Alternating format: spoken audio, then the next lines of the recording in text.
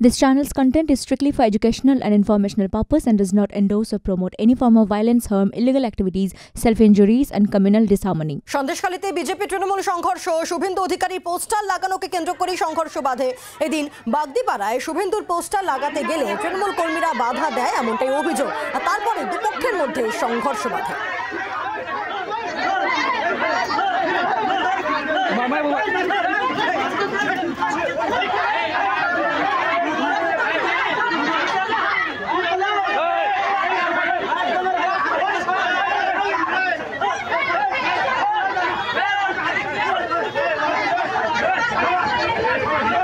সন্দেশখালীতে BJP Trinamool সংঘর্ষ, শুভেন্দু অধিকারীর poster লাগানোকে কেন্দ্র করেই সংঘর্ষ বাধে।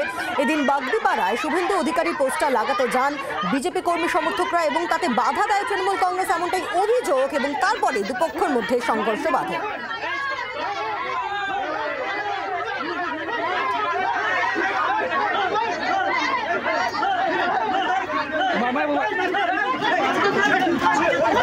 বিজেপির মধ্যে সংঘর্ষ, দুপক্ষের মধ্যে হাতাহাতি।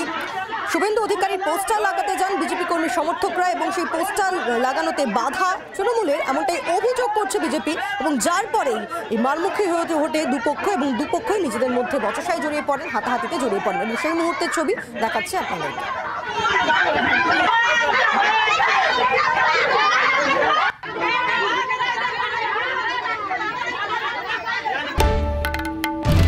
বাংলার আওয়াজ, বাঙালির আবেগ, জি 24 ঘন্টা।